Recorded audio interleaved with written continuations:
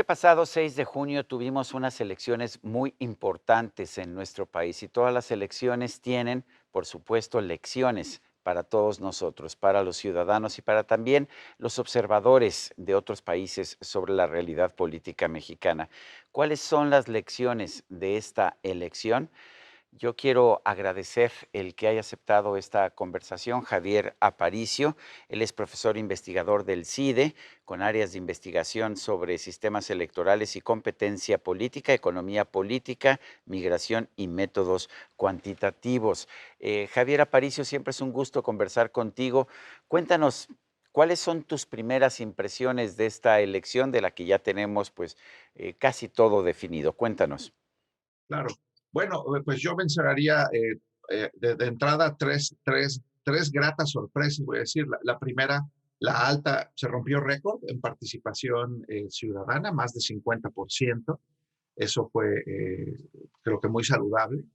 Y por otro lado, Esto veo para que, para una intermedia, y aunque hay que recordar que en 91 hubo una sí, participación de más del 60%, pero que fue totalmente atípica en 1991.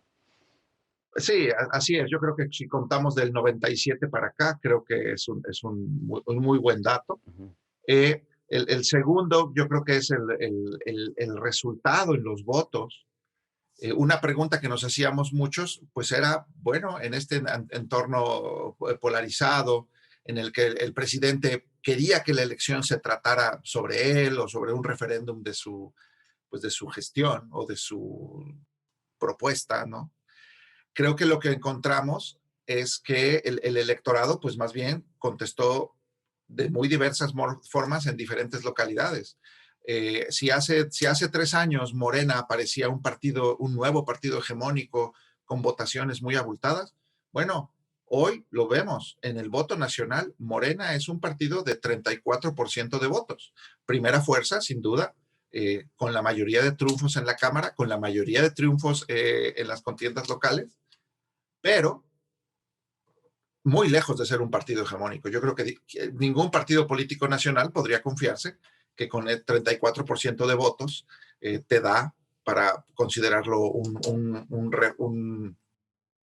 eh, Algo que un le referéndum permita. aprobatorio, ¿no? Entonces, bueno, ahí está. Creo que eso es muy importante. Creo que la votación es saludablemente fragmentada, Ujú. ¿no? PRI y PAN están en niveles muy parecidos a los de 2018, pero la coalición le permitió al PRI y al PAN ser competitivos frente a la coalición de Morena. Lo vemos en el resultado en la Cámara, creo que ese es el otro muy importante. Morena mantiene su mayoría, pero es una mayoría mucho más prudente, por así decirlo. Estaríamos hablando de alrededor de 55-56% de la Cámara, ya en coalición. Ujú. Entonces Morena mantiene la mayoría, pero solo con ayuda del PT y solo con ayuda del Partido Verde. ¿Qué, En qué ta- 2018 la Cámara tenía 61% de diputados de Morena. Entonces la sobrerepresentación de Morena es mucho, mucho más acotada. Y bueno, y hay resultados muy interesantes a nivel local, ¿no? En las gubernaturas y en la Ciudad de México. Yo creo que con esos hallazgos es una elección saludablemente democrática. Ahora bien, tenemos un Morena más acotado en la legislatura federal que vamos a tener, pero en parte porque se cambiaron las reglas, ¿no es así? Pues no fue por el cambio de reglas, porque al final, sí, el INE intentó acotar la sobrerepresentación, verificando la afiliación efectiva de los candidatos, pero no, al final, eso sí se hizo, pero va a afectar un puñado de diputaciones. En realidad, lo que cambió es el resultado. Digamos, Morena con 34% de votos no le alcanzó para estar sobrerepresentado. De hecho, en Morena y la coalición no va a no va a rebasar esta vez los topes de la sobrerepresentación que marca la Constitución. Si Morena hubiera tenido 40 o 38% de votos, como pensaban algunas encuestas, entonces podríamos haber tenido una sobrerepresentación. Pero no, estamos hablando de que Morena y los coaligados tuvieron en conjunto 47% de votos y van a tener 50 y tantos por ciento de la Cámara. Ujú. Eso incluyendo al Partido Verde, que el Partido Verde tuvo pues finalmente un buen desempeño, pero ¿qué tan confiable es como aliado el Partido Verde? Sí, bueno, es que el Congreso, ya viéndolo con cuidado, El Congreso luce fragmentado. Este Congreso se parece al del 2015, cuando el PRI necesitaba al Verde para poder tener la mayoría. Entonces, bueno, ¿qué tan confiable es el Partido Verde? Pues tendremos que verlo. El Partido Verde se ha aliado pues con numerosos partidos en el gobierno, con el PAN, con el PRI. Ahora está con Morena.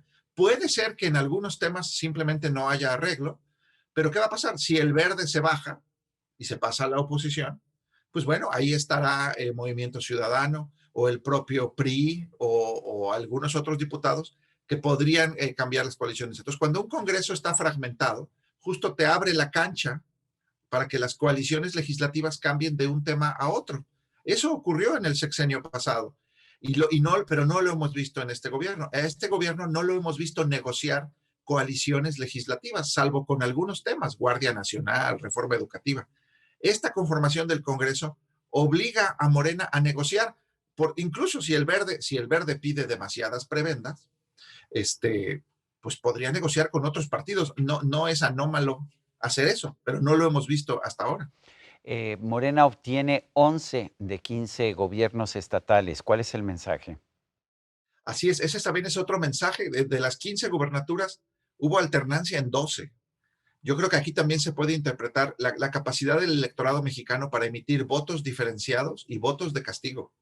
El PRI perdió el mayor número de gubernaturas y sí, ahora Morena tiene un gran número de gubernaturas. Yo lo vería del siguiente modo. Yo lo interpreto como si el deseo de cambio del electorado que se manifestó en 2018 no había llegado al resto de las entidades.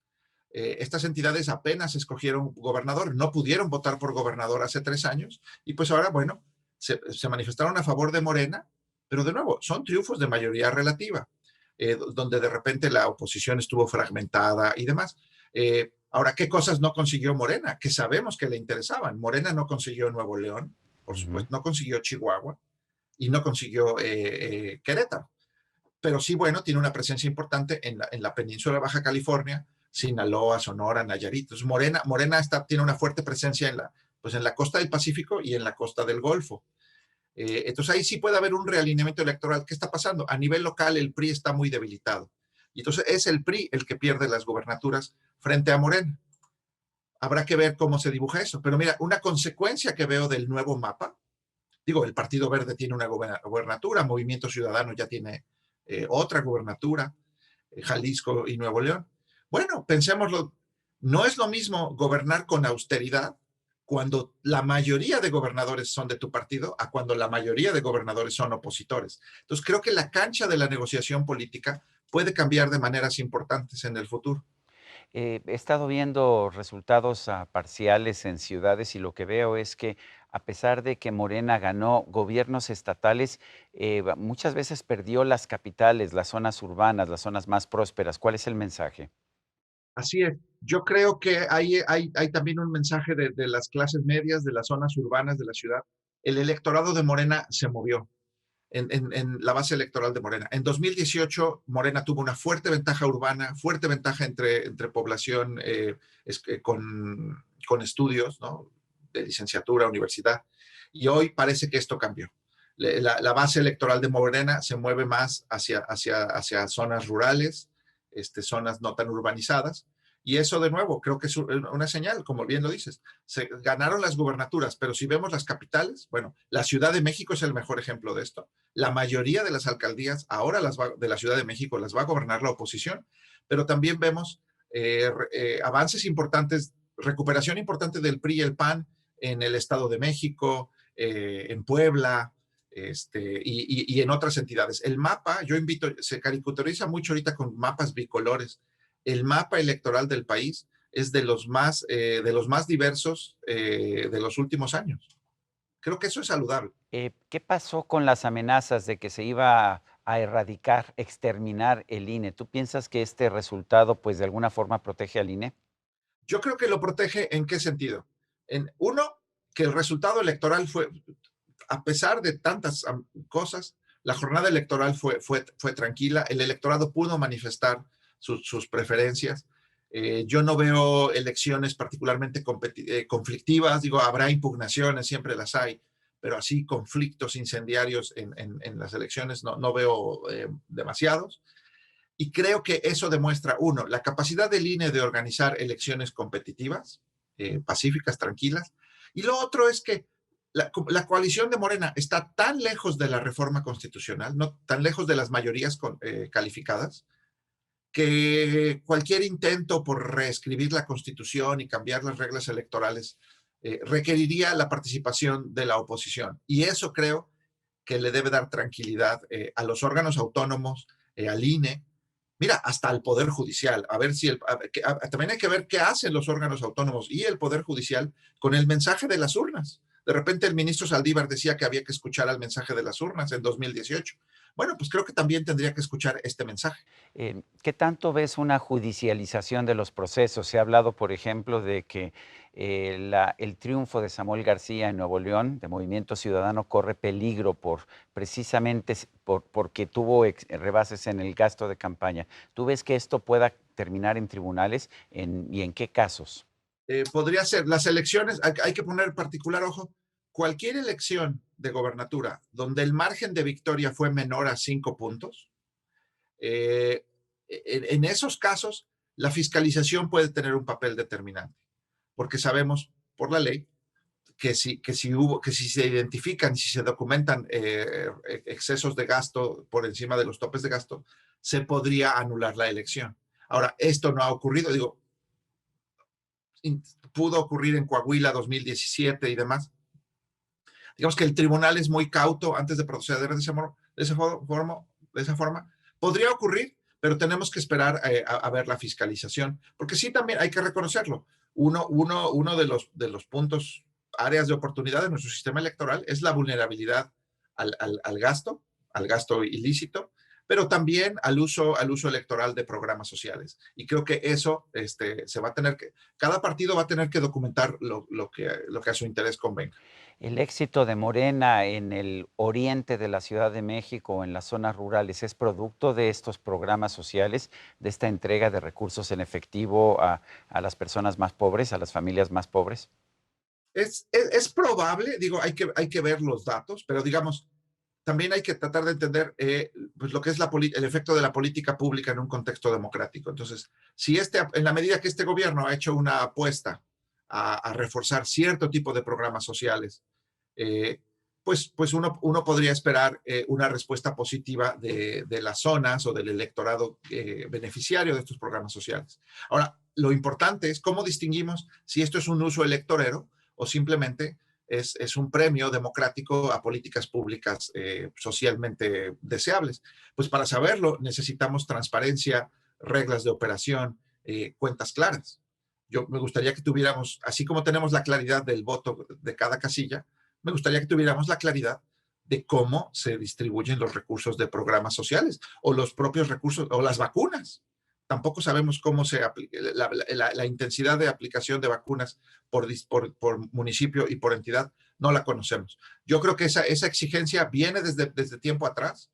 Era una exigencia de López Obrador opositor y hoy debería ser la misma. Debe haber transparencia y reglas claras en los programas sociales.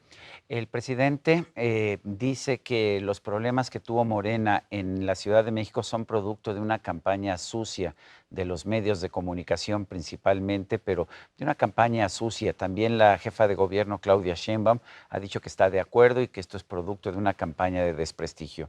¿Tú cómo lo ves? No, no estoy de acuerdo con esas afirmaciones. Eso es como insultar la inteligencia del electorado. Por muchos años, la Ciudad de México fue un bastión del PRD, de Morena, de López Obrador, y ahora resulta que la idea de que el electorado en la Ciudad de México compra publicidad engañosa, creo que debe rechazarse.